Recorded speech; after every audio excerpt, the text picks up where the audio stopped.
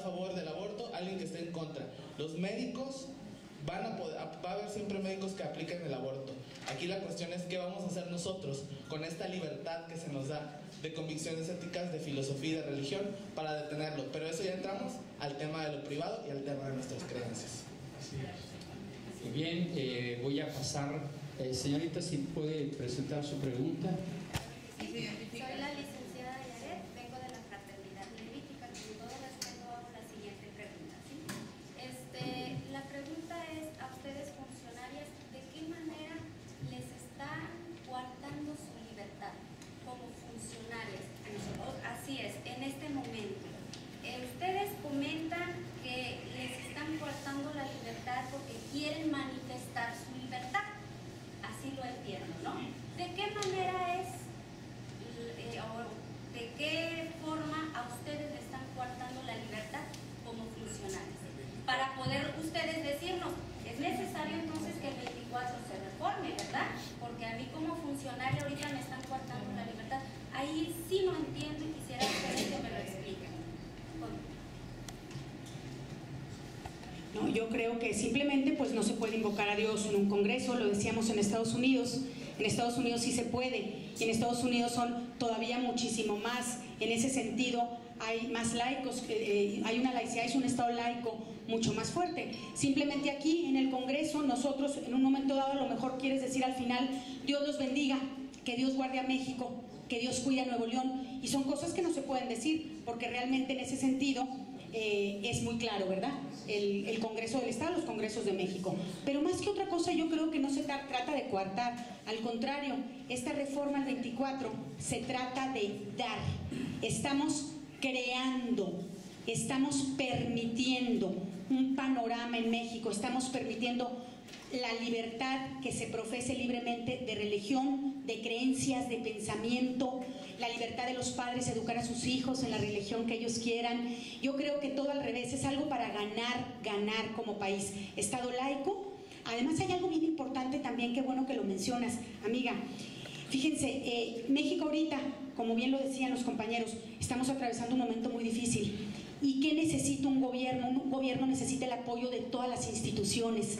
Imagínense un estado laico como es nuestro gobierno, el gobierno es un estado laico, y nosotros como gobierno necesitamos muchas veces ayuda, y a veces, y precisamente esa libertad religiosa nos va a dar al gobierno también, digamos, la oportunidad de que cualquier miembro de cualquier institución nos dé ayuda, ideas, impulse alguna acción que colabore con el bien común. Es por eso que es muy sano, Estado laico, es una sana laicidad la que se recomienda en los gobiernos, en donde hay un Estado laico y una libertad de expresión religiosa para poder colaborar, sin inmiscuirnos ni uno en el terreno del otro, pero sí una ayuda mutua, una colaboración en un momento dado. Gracias, diputada. Vamos a escuchar la pregunta o el planteamiento del señor. Yo estoy de acuerdo con lo que mencionó la licenciada. Fuerte, señor, por favor.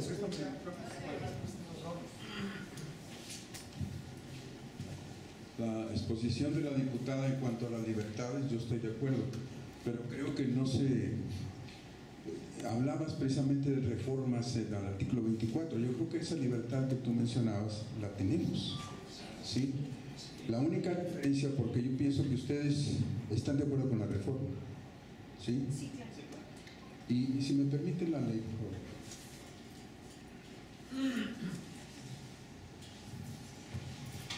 Yo no sé si mis demás hermanos y amigos conocen el cambio del artículo.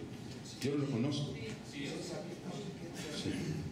Pero habla precisamente de la libertad. Dice, todo hombre es libre.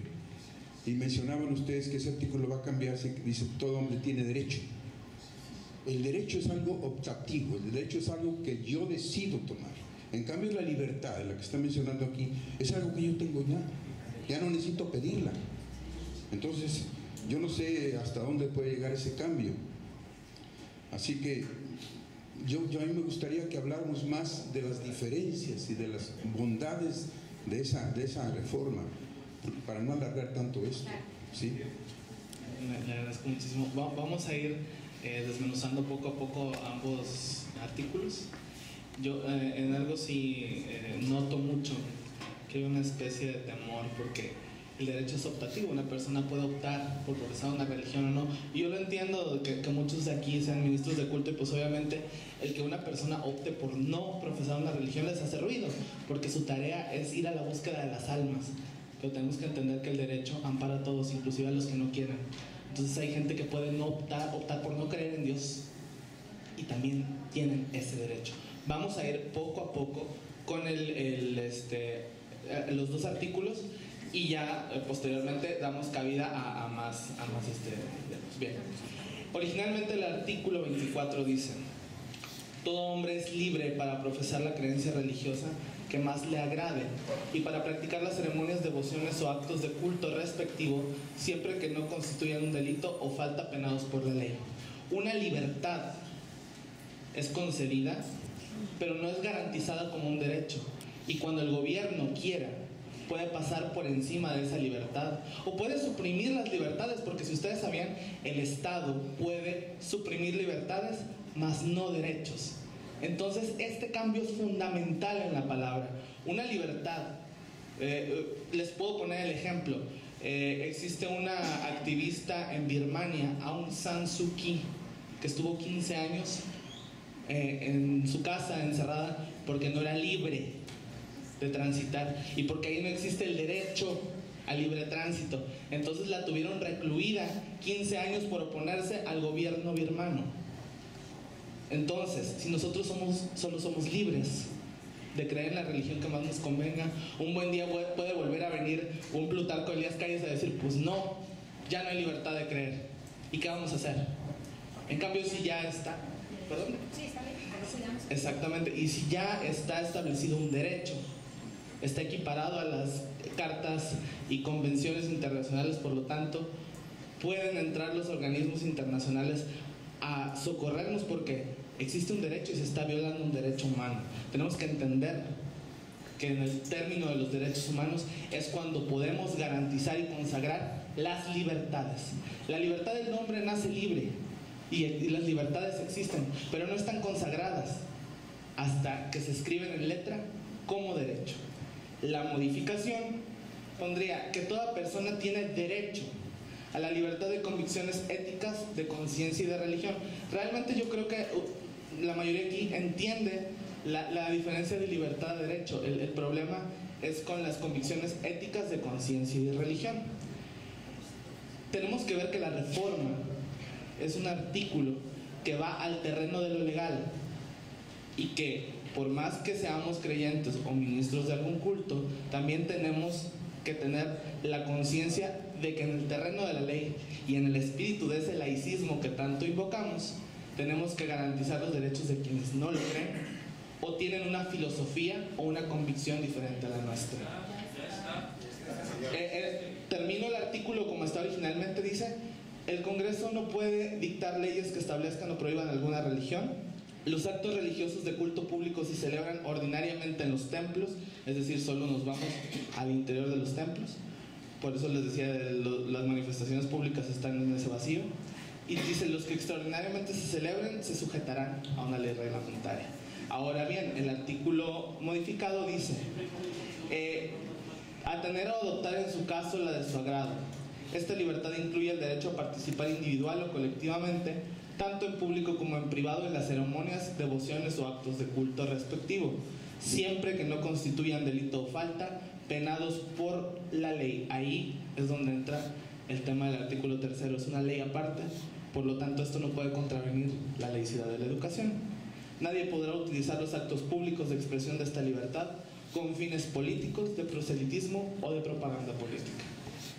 Muy bien. Sobre todo también hace mucho énfasis en eso. Originalmente nuestro artículo 24 no nos protege de que los actos religiosos sean utilizados o manipulados para la política o propaganda o algo. En cambio, la nueva reforma nos dice claramente que nadie va a poder utilizar estos actos públicos de devoción con fines de proselitismo o de propaganda.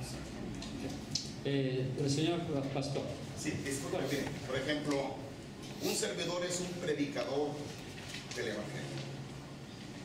Yo nací prácticamente predicando el Evangelio. He predicado el Evangelio por 30 años y me voy a morir predicando el Evangelio. Y para mí predicar el Evangelio es hacer proselitismo, es convencer a cualquier persona que me permita que yo le hable del Evangelio, que acepte a Jesucristo como su Salvador.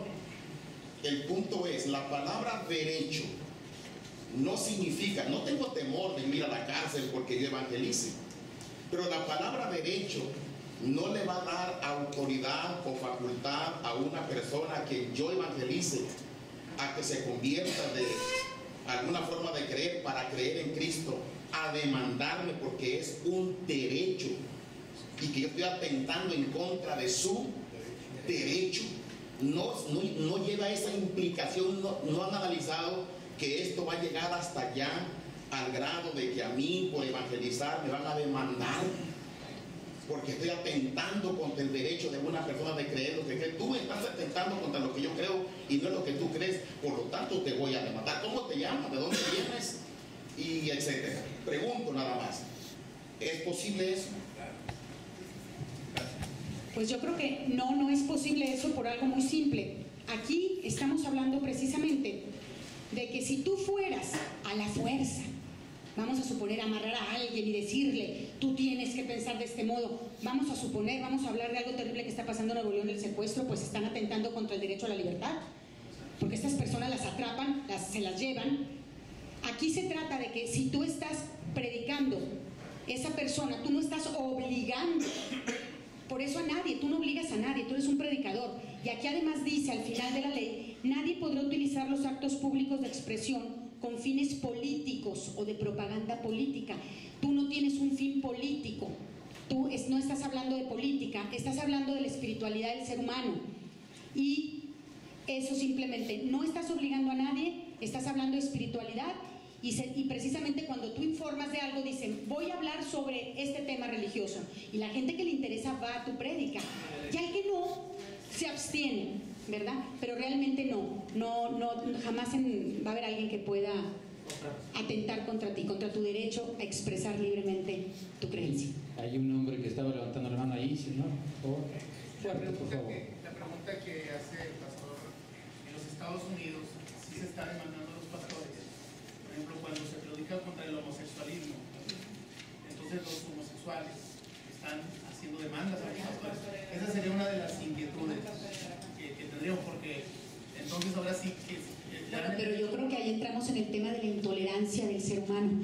Hay grupos en la actualidad, desgraciadamente, compañero, que son intolerantes. Estamos cayendo en una sociedad en donde ya no nos respetamos. Esos derechos que aquí se están especificando es más que nada para promover una convivencia sana. Y ahí lo que muy bien señala usted, gracias a Dios hasta ahorita nadie ha ido en la cárcel, en fin, pero en Estados Unidos, pero sí demuestra que hay grupos que ahorita, como bien lo decía el pastor, estamos aquí todos para dialogar, intercambiar ideas, miren qué bien, pacíficamente, como hermanos, como hermanas, como amigos, pero hay grupos que no lo ven así.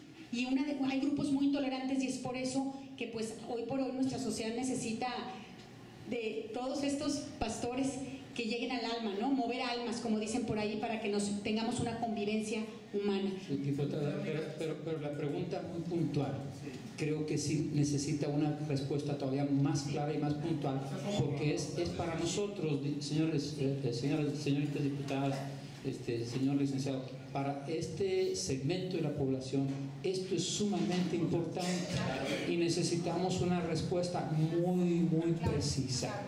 Sí, el señor está preguntando si una persona con estas características, al sentirse ofendida porque él predica en contra de eso, entonces tendría el derecho de demandar al pastor. ¿Sí tendría ese derecho o no lo tendría? Esa es la pregunta, y si nos dicen sí y no es mejor, porque nosotros se nos ha enseñado a hablar sí o a hablar no. Por favor. Sí, los tibios no tienen cabida. Así es. Sí, ya estamos entendiendo. Por supuesto. Y en Estados Unidos existen otras legislaciones que la diputada Carolina debe entender ahorita lo que voy a platicar. Existen leyes contra la discriminación que han sido impulsadas por la agenda homosexual. y que ellos han luchado por estos llamados derechos civiles y todo. Y ellos tienen leyes contra la discriminación, pero son leyes que tienen muchos dientes. Y que cualquier cosita, es más, si una persona homosexual allá, y me pasó en el Distrito Federal, yo estaba con un amigo tomando un café y estábamos platicando de un amigo de la infancia que pues ahora era homosexual y no sé qué, y recuerdo y le digo, bueno, pues a mí no me importa lo que sea de su vida. Y en eso estaban dos muchachos homosexuales en el DF y me vieron feo. Y me dice mi amigo, cállate, pues aquí te pueden llevar a la cárcel. Porque existen esas leyes contra la discriminación que tienen dientes para por cualquier cosita demandar. Pero aquí no existen esas leyes. La diputada Carolina es la presidenta de la Comisión de Equidad y Género del Congreso, ahorita ya les puede platicar.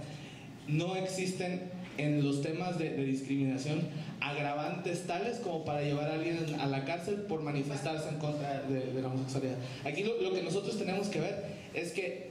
Me causa problemas. ¿Qué es lo que no existe? ¿El derecho o la verdad? Para mí existe solamente una verdad. O sea, no existen varias verdades. No existe que cada quien tenga su verdad. Si me permite terminar, y luego le contesto lo que me preguntan. Entonces, hermanos, a mí me causa problema el término tolerancia. Cuando dicen la tolerancia es así como que te doy chance. O sea, te tolero, te aguanto. El artículo 24 no me tolera, es un derecho que tengo, es una libertad que tengo. O sea, no es que me están dando chance de nada, yo puedo creer lo que yo quiera, porque así, eso es una garantía que tengo. Pero cuando me dicen que me toleran a las minorías, me están dando una chance, como si no supiera mi derecho o no fuera mexicano. Pero hermanos, el problema es que el evangelio es intolerante. O sea, imagínense a Elías con los profetas de Baal y los profetas de Acera diciendo, con todo respeto, profetas de Baal, con todo respeto, profetas de Acera, vamos a tolerarlos. Pero les echó la cabeza. O sea, es que no puede estar Baal y Acera y también Jehová. O sea, no puede ser. O sea, dice Elías, Jehová es sobre todos. Ese era el conflicto que había en los tiempos romanos. Está bien, no hay problema para que entre Cristo al panteón romano, pues Cristo puede ser un Dios más. O sea, cada quien tiene su verdad, todavía vamos a respetarlos, vamos a sobrellevar porque pues eso para vivir en convivencia. Pero los cristianos no permitían eso. Cristo no es un Dios más. Para los cristianos Cristo era el único Dios. Entonces, entiendo el concepto de derechos humanos, de los derechos universales y de querer llegar a la modernidad en aras de esa convivencia, pues hay que respetar lo que cree cada quien.